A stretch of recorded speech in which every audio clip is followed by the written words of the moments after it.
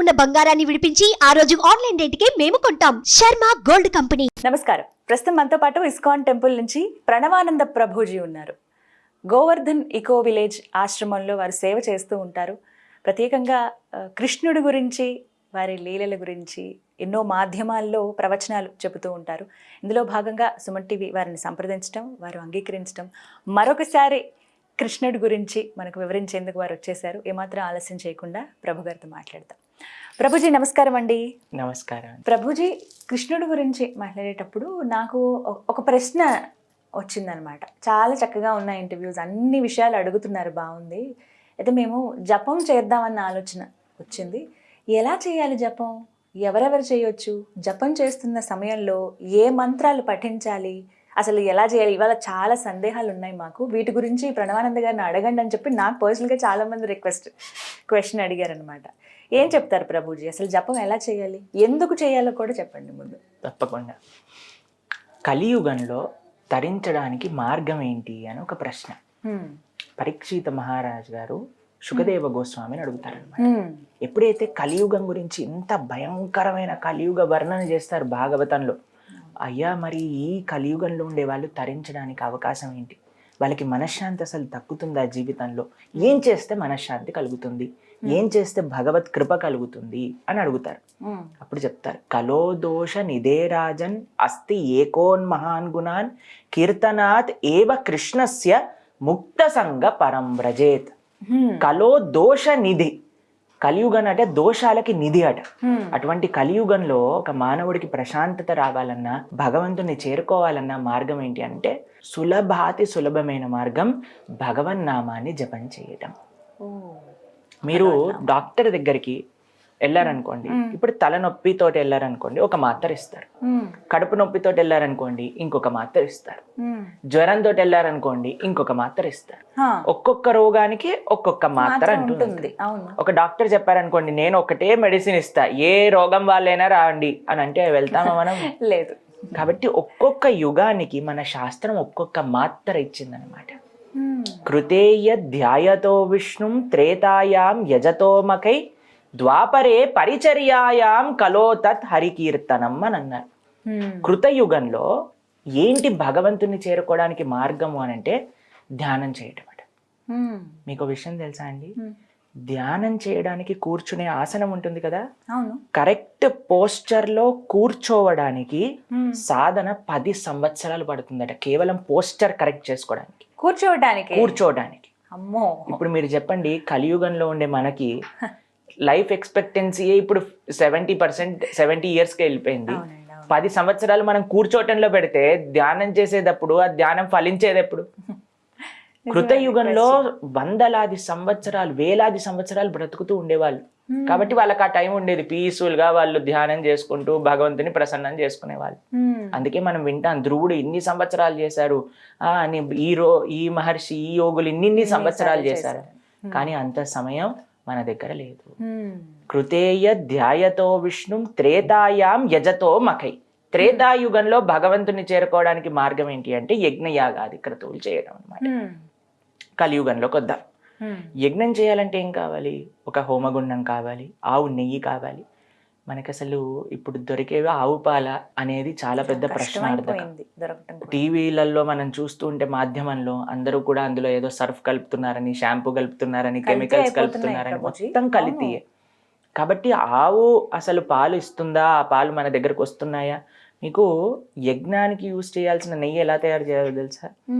పాలని మట్టి కుండలో కట్టెల పొయ్యి మీద కాచాలి. దాని తర్వాత దాన్ని పెరుగు తోడేయాలి. పెరుగుని చిలికి వెన్న తయారు చేయాలి.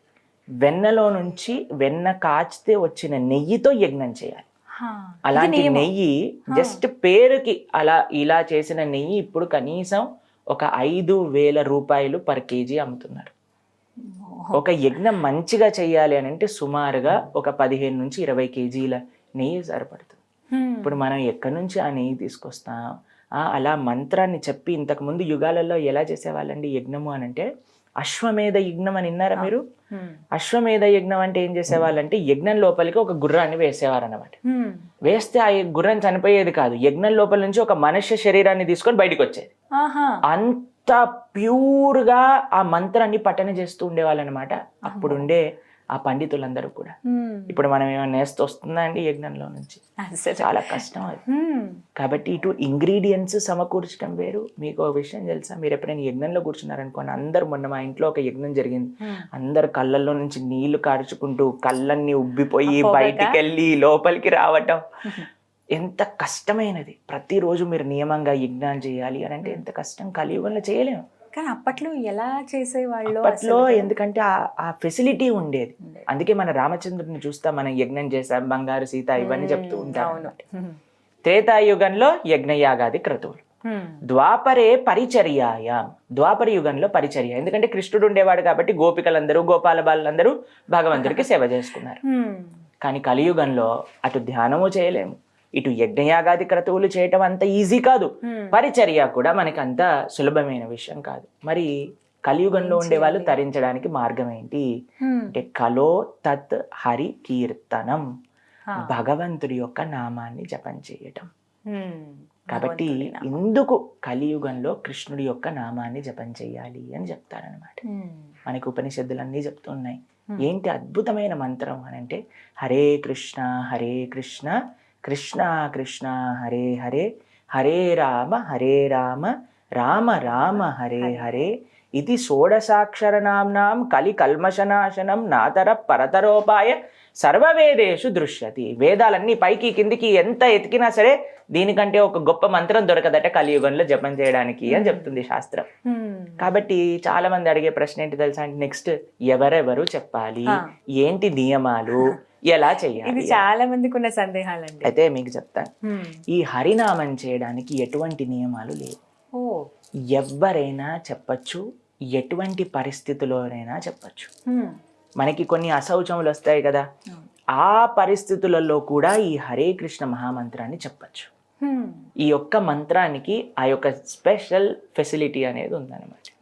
కాబట్టి ఈ మంత్రం ఎలా జపం చేయాలో చెప్పిస్తాను చూడండి. దీన్ని జపమాల అని అంటారు, మీ అందరికీ తెలుసు, మీ అందరి దగ్గర ఉంటుంది ఇంట్లో.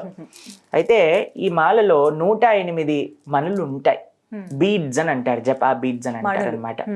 అయితే ఈ పైన దానిపైన అన్నిటికంటే పెద్ద దానిపైన జపం చేయకూడదు. దాని తర్వాత నుంచి మనం స్టార్ట్ చేయాలి జపం చేయటం. ఈ వేలు ఎప్పుడు కూడా మనం జపంలో వాడం, ఎందుకంటే దీన్ని చూపుడు వేలు అని అంటారు. నువ్వు ఇలా తప్పు చేసావు, నువ్వు ఇలా తప్పు చేసావు.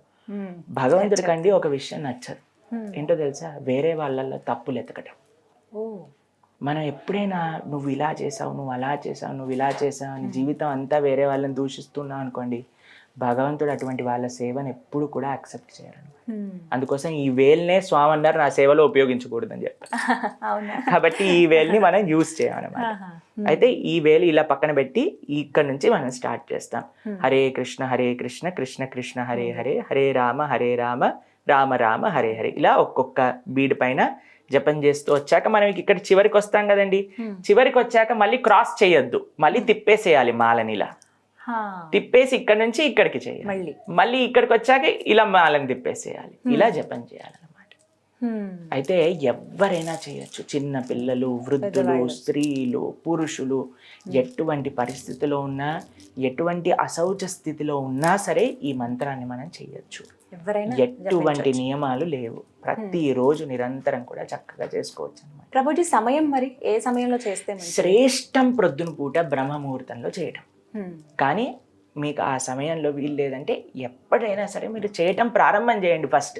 దాని తర్వాత కృష్ణుడే మొత్తం క్లారిటీ ఇస్తారు మీకు ఎలా చేయాలి.